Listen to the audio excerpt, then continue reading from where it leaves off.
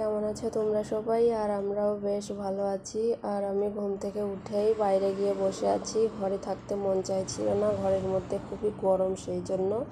আর বাইরে দেখো আকাশ দিয়ে কি সুন্দর করে মনসুন যাচ্ছিল, আর হাওয়া চলছিল খুব। আর পুরো রাস্তাটাই একদম সুনসাপাট ছিল, একদম শান্ত রাস্তা ছিল। তো বাইরে বসে থাকতে অনেকটা শান্তি লাগছিল। আর একটু পরে থেকেই শুরু হয়ে যাবে ওই রাস্তায় গাড়িতে ক্যাচ ক্যাচ খ্যাচ খ্যাচ একদম। আর তোমরা কি একটা জিনিস লক্ষ্য করেছো, আমার মুখটা চোখের পাতাটা কেমন ফুলে আছে? অ্যালার্জিতে অ্যাকচুয়ালি কালকে খুব চাপ দিয়েছিল। কালকে বলতে রাতে কখন হয়েছে আমি জানি না। তো সকালবেলায় উঠে মুখটা খুব চুলকাচ্ছিল, তো বর দেখে বলল তোমার চোখের পাতাগুলো খুব ফুলে আছে, আর মুখ আর গলা দেখো আমার পুরো সেম মনে হচ্ছে। মানে এমনিতেই আমার মাথা ব্যথা হলে আমার মুখটা ফুলে ওঠে, একদম চোখ টোক ফুলে ওঠে। আর আজকের ফোলাটা এই প্রথমবার এমন হয়েছে কি জানি, বর বলছে অ্যালার্জি। আর আমার মনে হচ্ছিল যেন মুখে চোখের পাতার মধ্যে জল জল। তো আমি বাবুকে রেডি করাচ্ছিলাম, তো বাবু আমাকে দেখে খুব আদর করছিল আর বলছিল আমার মা খুব গোলু মোলু, আমার গোলু মোলু মা, আমার সোনা মা বলে আমাকে খুব আদর করছিল। আর বাবু না খুব সুন্দর করে আমার মিমিক্রি করতে পারে, মানে আমি কেমন করে কথা বলি, কেমন করে চলি, আর ওর পাপার সঙ্গে কেমন করে কথা বলি আমাকে পরে ও খুব সুন্দর করে মিমিক্রি করে দেখিয়ে দেয়। এই দেখো আমি মাজায় হাত দিয়ে দাঁড়িয়েছিলাম, সেটাও মাজায় হাত দিয়ে আমার সামনে এসে দেখাচ্ছিল। আর বাবুর হয়েছে কাশি, তো একটু গরম গরম দুধ দিয়েছি আমি।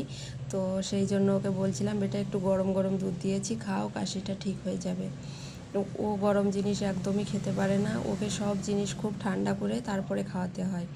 আর তোমাদের তো একটা কথা বলাই হয়নি, আজকে আমার ক্যামেরা করে দিয়েছিল আমার বর। ও কোনো দিন আমার ক্যামেরা করে দেয় না, তো কি জানি আজকে ওর কি মন হয়েছে আমার ক্যামেরা করে দিয়েছে। তো আমার ভিডিওগুলো সব আমি নিজেই ক্যামেরা করি, আমি নিজেই ভয়েস দিই, এডিট করি, ও কিছুই করে দেয় না। আজকে জানি না ওর মনে কি হয়েছে। তো চাটা দুজনে খেয়ে নিয়ে আমি চলে গেলাম বাবুর টিফিন বানাতে। আর আজকে টিফিনে বানিয়েছিলাম বাবুর জন্য আলুকে পরাঠা। তো বাবু রোজ স্কুলে যায় আর আমাকে বলে যায় যে ওকে কি দেব, কোন দিন ও কী খাবে। আমার ইচ্ছা মতন আমি কিছুই দিই না, ও আমাকে বলবে মা আজকে এই টিফিন আমাকে বানিয়ে দেবে, তো সেই টিফিন আমি ওকে দিই। ওর পছন্দের টিফিন যদি না দিই তাহলে ও বেশি একটা ফিনিশ করে না, অল্প একটুখানি ফিনিশ করে টিফিনটা পুরো বাড়ি নিয়ে আসে। আর বাড়ি এসে বলে মা আজকের টিফিনটা বেশি আমার ভালো লাগেনি, সেই জন্য আমি খেতে পারিনি।